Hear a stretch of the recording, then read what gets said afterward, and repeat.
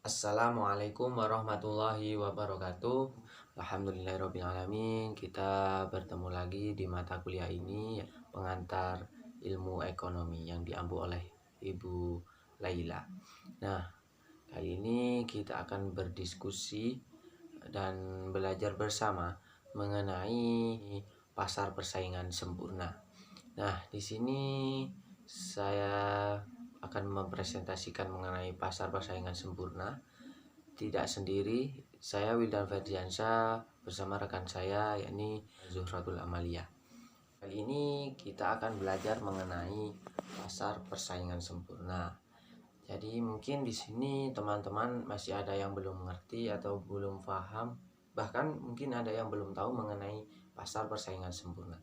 Jadi apa itu pasar persaingan sempurna? Ya, ini sebuah pasar yang di situ terdapat banyak perusahaan atau pengusaha atau pelaku usaha yang menjual atau memproduksi barang atau jasa, tetapi barang atau jasa tersebut relatif sama. Barang atau jasa yang dijual di dalam pasar persaingan sempurna ini, itu barangnya atau jasanya itu relatif sama.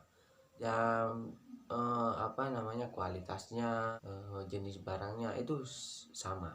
Nah, pada pasar persaingan sempurna ini, harga itu tidak ditentukan atau tidak dipengaruhi oleh penjual maupun pembeli, tetapi harga ini dipengaruhi atau dikarenakan banyak sedikitnya dari penawaran dan permintaan. Jadi barang itu akan otomatis, bukan dari penjual maupun pembeli, tapi terjadi secara otomatis akibat dari permintaan dan penawaran. Nah, jadi untuk permintaan atau penawaran itu mempengaruhi harga yang terdapat pada pasar persaingan sempurna ini. Di pasar persaingan sempurna ini, harga itu ditentukan akibat dari banyak sedikitnya permintaan ataupun banyak sedikitnya dari penawaran. Nah, dari sedikit penjelasan tadi, selanjutnya ada ciri-ciri yang terdapat pada pasar persaingan sempurna ini. Nah, di antaranya yang pertama yakni pasar persaingan sempurna ini, produk yang ditawarkan itu selalu sama atau homogen. Jenis-jenisnya itu sama seperti itu. Di antaranya contohnya itu seperti pasar beras. Di sini semuanya sama penjualannya, yaitu penjualan mengenai barangnya beras. Nah, yang selanjutnya, ciri selanjutnya yakni terdapat banyak sekali penjual dan pembeli. Nah, di situ pada persaingan sempurna ini tidak sedikit penjual dan pembelinya. Di sini sangat banyak sekali, karena banyak itu juga menguntungkan pembeli sehingga dapat memilih mau membeli barang di penjual yang mana seperti itu. Nah, yang selanjutnya ini ada penjual dan pembeli ini sama-sama mengetahui info pasar. Jadi yang dimaksud sama-sama mengetahui info pasar ini, pasar itu tidak tertutup. Artinya seperti harganya sekarang ini, harga di pasar itu berapa, harga barangnya itu ya, terus kualitasnya seperti apa, itu tidak ditutupi. Semuanya tahu, baik itu produsen maupun penjual maupun pembelinya.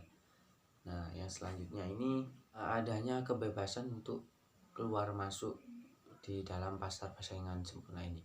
Jadi tidak ada ikatan atau peraturan yang khusus bagaimana kamu keluar, bagaimana masuknya, itu tidak.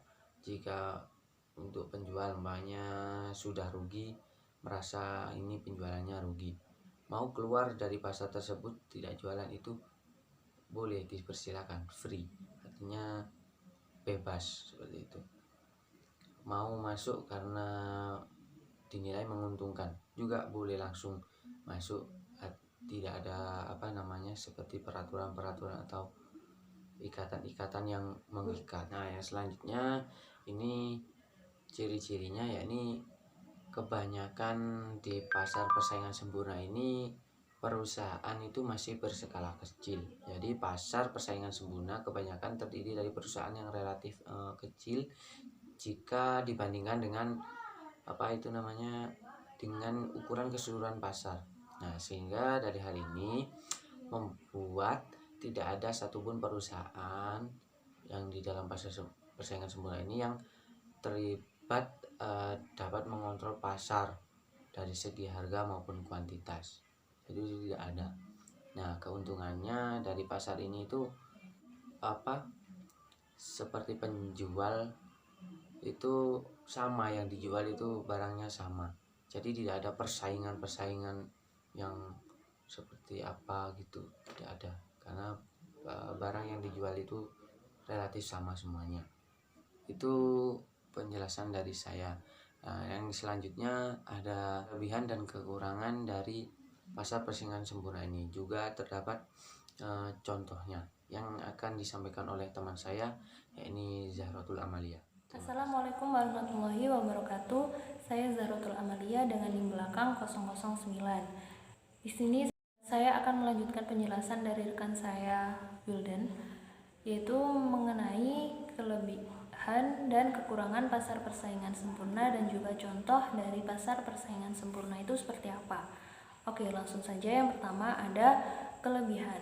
Kelebihan dari pasar persaingan sempurna yaitu yang pertama, harga yang terbentuk berdasarkan penawaran dan permintaan menjadi indikator kinerja produsen sehingga mendorong produsen memperbaiki kinerjanya.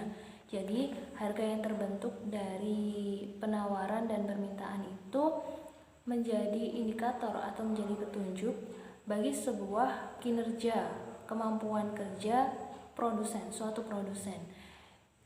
Sehingga dengan harga yang sudah terbentuk tersebut itu dapat mendorong suatu produsen memperbaiki kinerjanya atau memperbaiki kemampuan kerjanya itu agar lebih bagus seperti apa karena adanya indikator tersebut. Yang kedua ada memberikan barang yang harganya logis sesuai permintaan pasar. Jadi di pasar persaingan terbuka ini, barang yang diperjualbelikan itu harganya logis atau masuk akal dan rata antara penjual yang lain. Yang ketiga, tidak memiliki persaingan yang cukup ketat, barang atau jasa yang ditawarkan masih sejenis. Di pasar persaingan terbuka ini, barang yang diperjualbelikan itu sejenis atau homogen. Misalnya itu dalam hal kebutuhan pokok, beras, seperti itu. Itu di pasar persaingan sempurna itu yang diperjualbelikan sifatnya homogen atau sejenis. Maka persaingan antar penjual itu tidak terlalu ketat. Yang keempat, pembeli bebas dan mendapatkan produk yang diinginkan dari penjual mana saja. Karena barang yang dibelikan di pasar persaingan sempurna ini sifatnya homogen atau sejenis, maka para pembeli bebas memilih untuk membeli barang dagangannya itu di mana saja, dimanapun penjualnya. Kelebihan yang terakhir, yang kelima, yaitu memaksimalkan kualitas produksi karena para produsen saling berlomba untuk meningkatkan mutu produk yang akan dijual. Kembali lagi, karena pasar persaingan sempurna ini hanya menjual barang yang sejenis atau homogen, maka para produsen atau para penjualnya itu hanya bisa bersaing dalam hal kualitas produksinya. Meskipun di sini dikatakan bahwa kalau di pasar persaingan sempurna ini persaingannya tidak cukup ketat, itu dalam hal harganya, tapi kalau dalam hal kualitasnya masih bisa bersaing. Antara penjual yang satu dengan penjual yang lain itu masih bisa bersaing. Selanjutnya, kekurangan dari pasar persaingan sempurna itu yang pertama, barang yang diperdagangkan bersifat homogen atau sejenis. Di pasar persaingan sempurna ini, barang yang diperdagangkan bersifat sejenis atau homogen. Yang kedua, tidak ada keunggulan antar produk, jadi sama semua. Yang ketiga, inovasi menjadi terhambat. Karena barangnya homogen atau sejenis, maka para penjualnya pun tidak bisa berinovasi. Materi yang terakhir yaitu mengenai contoh pasar persaingan sempurna. Contohnya yaitu seperti pasar beras. Pasar beras merupakan salah satu contoh pasar persaingan sempurna karena jumlah penjual dan pembeli itu sangat banyak. Jumlah penjual dan pembeli beras itu sangat banyak. Di pasar beras ini juga seluruh penjualnya menjual produk yang sama, yaitu beras. Oleh karena itu dinamakan pasar beras, di mana beras itu sudah menjadi sumber kebutuhan pokok bagi masyarakat Indonesia. Selain itu juga di pasar beras, para penjual dan pembeli itu tidak bisa mempengaruhi harga, tidak bisa mempengaruhi harga beras, karena keduanya itu sama-sama tidak memiliki kekuatan untuk mengendalikan harga terutama harga beras.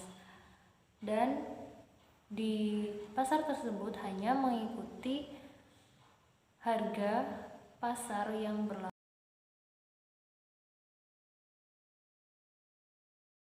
Jadi demikianlah presentasi dari kami. Semoga bermanfaat, dan apabila ada kurang lebihnya kami mohon maaf. Terima kasih. Wassalamualaikum warahmatullahi wabarakatuh.